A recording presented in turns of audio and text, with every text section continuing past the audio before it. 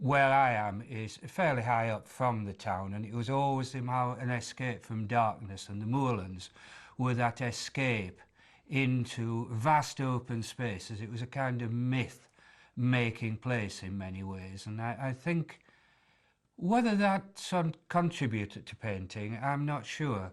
But the one thing about painting is that it's solitary in the way that walking over the moors is in many ways more interesting as a solitary person, because you make a relationship to the land. It's a solitary business, you know, he's one guy on his own in a room for long periods of time. And I think maybe there's a kind of necessary solitude to David, that, you know, a lot of what he does is going on in his mind. He has to stand outside, you know, the rest of the world, what other people are doing, particularly what they're doing to the landscape.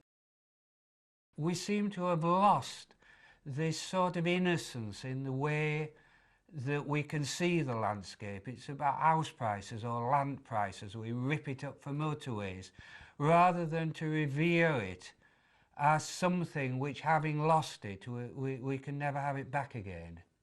Things that have been there for centuries. Art isn't just a commercial vehicle. It's the holding on of something, hopefully, that's meaningful and spiritual as an object in itself.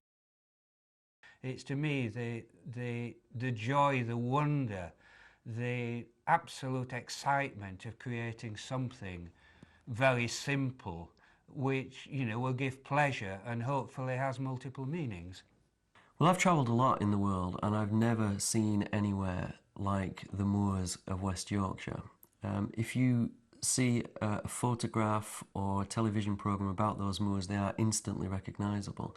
I don't know whether it's to do with the geology underlying them, or the types of grasses growing on them, or the sort of shitty sheep that are roaming around on them. I don't know, but I've never seen them anywhere else, and I think they are unique. You can go wandering around up there and feel as if there should be a way of making them yours, possibly through art. And I get the impression that that's what David does a lot. He walks first and then he makes his pictures afterwards, and they are in some way versions of those walks. I think as a northerner you've become very aware, I think, of how everything is divided up. The way in which fields were cut in half, and this was Fret's field, and this was Margaret's field, and this was George's field, so that you have this embroidery all over the green fields. There's this black embroidery dividing one bit of land from another bit of land. But it's a magical sort of embroidery, because these black walls, you could read into them all sorts of metaphors for things, enclosure or boxes or whatever. It's a sort of landscape that allows all sorts of visual linkages with other things. They're metaphors that stand for lots of things, really. I hadn't